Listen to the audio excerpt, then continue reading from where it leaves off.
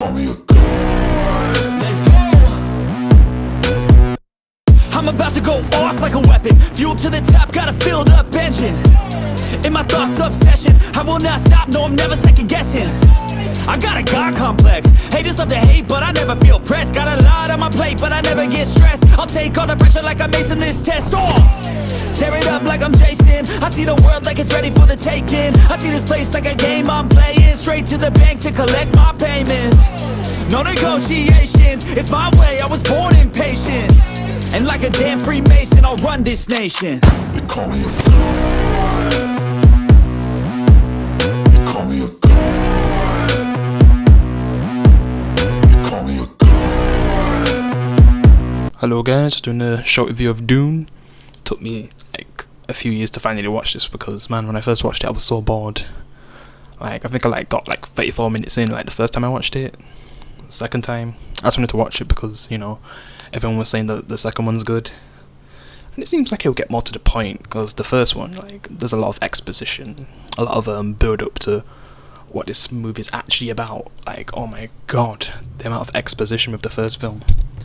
It takes like over an hour for things to actually start to get good when something's actually happening, but most of the one time, a lot of build up. And I'm just gonna basically make it a short review just to get to like a certain point of what it's about. So there's basically something called spice, and I guess there's these people like Empire who, you know, try to get the spice, but they have to go in like these desert areas that has like these giant worms and desert people, and the desert people don't like their people coming in their land, so they're willing to attack them. And then eventually in the movie, the main characters get betrayed by their own people. And basically the desert people end up saving them, but they have to prove themselves at the end. Yeah. And that's like the most of the gist of it. That's not even like the full story, because man, this movie's like so long, there's so much going on.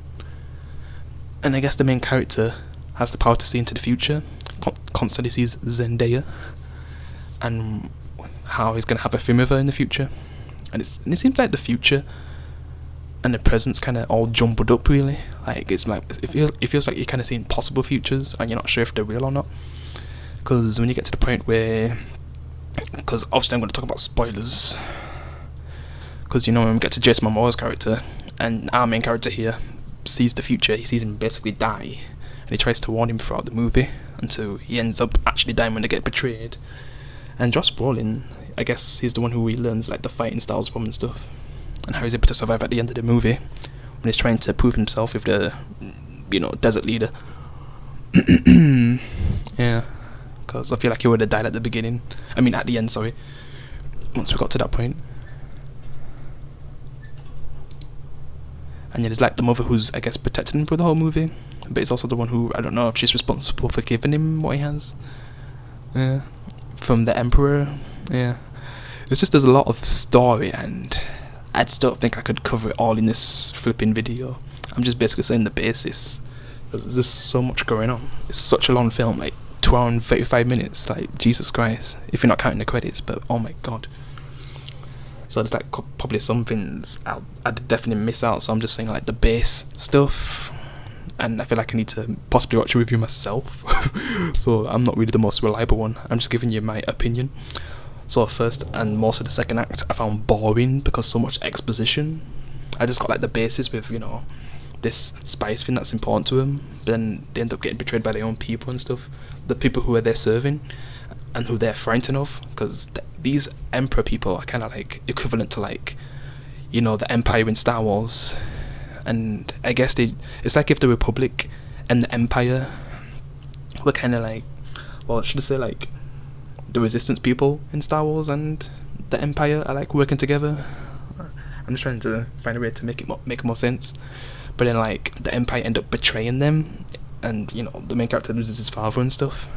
You know, Oscar Isaac's character. But he ends up, you know, taking out a lot of them thanks to like some Asian guy who was on their side but betrays Oscar Isaac's character, but at least gives him something to like kill all the bad guys just in case things go wrong, because one of his people betrayed him to be able to get his wife, but his wife was already dead, so then the bad guy kills him. But then at least Oscar Isaac can kill most of them. But I guess the main bad guy survives and basically tells the rest of his units to hunt down everyone. And that's how, Jason Momoa dies, but he goes out like a badass. Yeah. It's just, there's so much going on. And I'm just saying the base stuff. And I'm not even sure if Josh Brolin made it out. Yeah. And they basically end up getting stranded on a desert after they've, met the people and stuff. And things start to go on. Because they meet the desert people first. Then they go to their mission, but then things end up going wrong. Yeah. But I just can't remember what happens to Josh Brolin's character. And then when we see the flipping giant worm, so cool. And I guess she also helps out a bit, yeah. The mum from Top Boy. Jimmy's mum. Yeah. If I'm getting the right character, I think I'm getting mixed up with which one. But yeah, they end up having to fight later on. A lot of them end up dying. I just can't remember seeing what happens to Josh Brolin's character after that scene, because since it's such a long movie, my god. But yeah, like I said, they end up escaping once things go wrong, end up in the desert. She nearly dies, but is able to use the desert to, help her survive. And then there's like Dave Bautista's character, who I guess is the grandson of the main villain, who I guess is going to be like the big bad in the second film, who's going to be going after our characters while they're with the desert people now, because the mother is still with the main character, and she's just going to stay by his side no matter what. And that was like one of her final wishes, well, final promises to like her husband before he ended up dying, Oscar Isaac's character. Yeah. And now they're stuck in the desert. And like I said, he had to kind of prove himself to be able to survive. Yeah.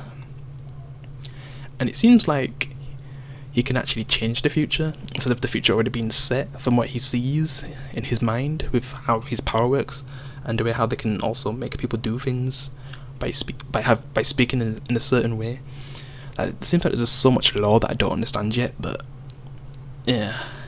And I'm probably going to watch other reviews to see what other people say, but yeah.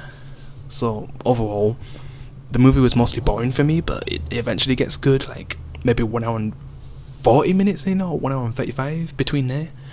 Because Jesus, you have to watch so much exposition for things to actually get good, and just seeing a lot of those future things can kind of confuse on what's actually going on. So when I first watched it, I was so confused, but I tried to pay way more attention this time, since I'm going to be going into Dune 2 like next too.